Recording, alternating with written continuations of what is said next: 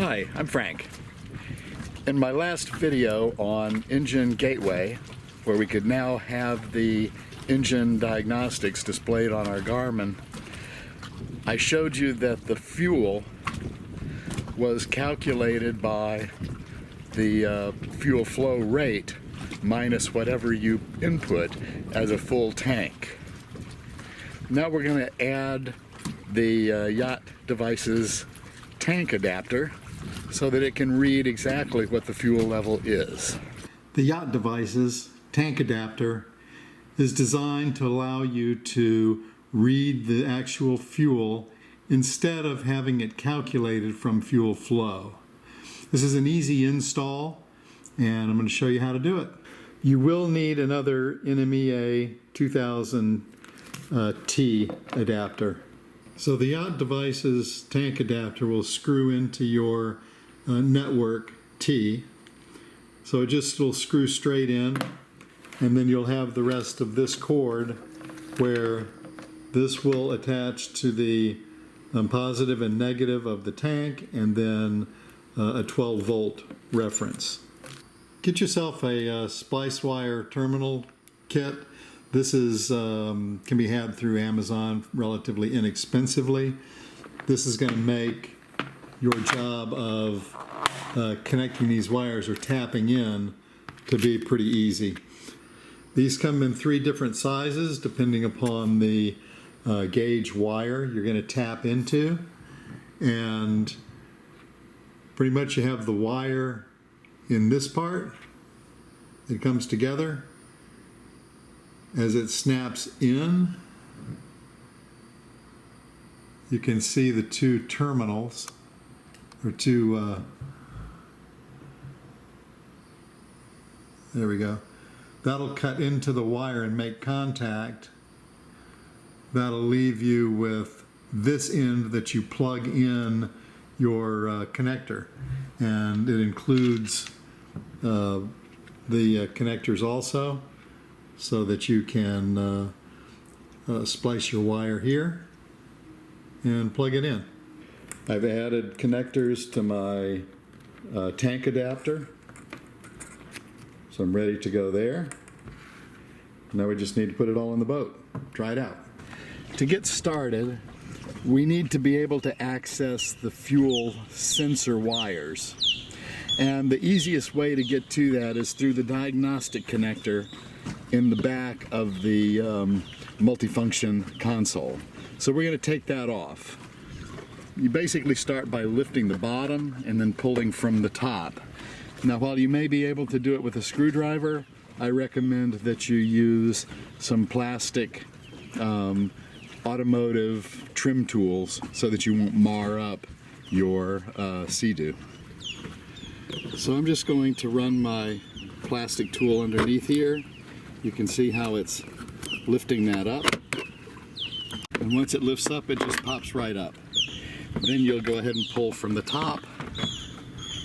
And now I have access to my multifunction connector. So here's the wiring. And now let me show you what each of these wires is supposed to be for. Or not necessarily each one, but the one that we're looking for. This is the multifunction connector. And note the top, that's where the little red tab is. So we've got pins 1 through 10, and then 11 through 20. So now we need to find which one is the fuel tank sensor. In the fuel pump section of the wiring diagram, this variable resistor is the fuel level indicator. So you got PK and PK BLK. So let's follow that up.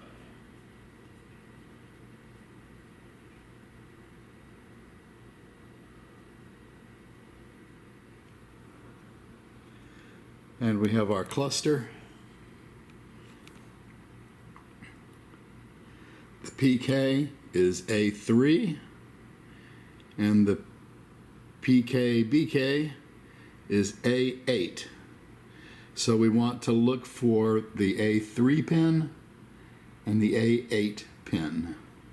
So here's my connector, and I'm going to be looking for 3 and 8. So here's the tab. So there's 1, 2, 3. That's pink and black. That's the grounding. 4, 5, 6, 7, 8 pink. So I'm going to use this pink wire and this pink and black wire that we're going to tap into. All right, I used the red to tap in, and I have my black wire connected to the pink and black, and my red wire connected to the pink. So I need to double check the all the connections. So I'm going to use my volt-ohm meter, and I'm reading 0.297 volts. All right, so remember 1 volt is going to be empty, 0 volts is going to be full, and right now my gauge here shows that I am down. So I've tapped into the fuel wires. Again, the pink black is what I have for my ground, and the pink for the positive. And now it's time just to, and I've run this cable down here. So now we just put this back. Simple as that. Underside of the console, you can see that I have my Yacht Devices Tank Adapter in line with my NMEA backbone. I added this extra T-connector. Coming off of this is the 3 wires. The red is the reference. And you can see I tapped in, this is the power to the NMEA 2 cable. This goes to this yellow cable. And that's where I ran it from the fuse box. And if you watch the gateway adapter video, it'll show where I ran this out. So I just made a T. So I'm running power, same power to here. That's the reference voltage. And then blue to the red, which is positive, and black to the negative. So we have this set. We're now ready to put in the SD card that we had to program. Like you did with the engine gateway, you have to program the tank adapter. You'll do it the same way. You'll put an SD card in your computer using a text editor such as TextEdit in Mac or Notepad in Microsoft Office. You'll program it. I'll put this programming down in the comment section below. The SD card is in place, and now I'm ready to turn on the power. All right, I'm going to turn on the power. And first make sure that I still have my fuel reading. I wanted to make sure that I don't have any, that I didn't dislodge any pins while doing any of that. So next we'll check the tank adapter on the Garmin. When we first set up the engine gateway, we changed this to fuel flow because we didn't have a tank adapter. So we were calculating the remaining fuel based on the fuel flow. So now we're going to change it to say fuel tank. So now it should read from the tank adapter. So let's go back. So when you go to settings, My Vessel, Fuel. Now you've changed this to fuel tank, and now you still have to put in the fuel capacity. So tank 1 is 29 gallons, which is what we take. So I'm going to go back, gauges, engine, and now it's reading the 29 gallons. So the sensor is working, because without the sensor it would read 0 or nothing. There would just be a blank right there for fuel. So our sensor is reading well, and as far as the full tank.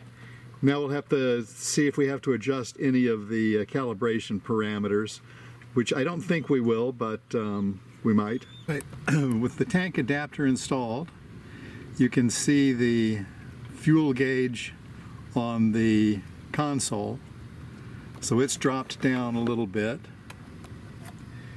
Now here it has 20.9. So I've used about a third of the tank, and that's about right. I'm going to go in here to Home, Settings, My Vessel, Fuel, and you can see it's set on fuel tank, not fuel consumption or fuel flow. So this is going to be reading the actual level in the tank. It's going to mirror this, except it's going to give you the gallons as opposed to just a bar graph. So we'll go Home, Gauges, Engine Gauges, and we've got our gallons, and then the rest of the gauges that we had from the engine gateway. So everything's done, installed, working properly. Nice little addition.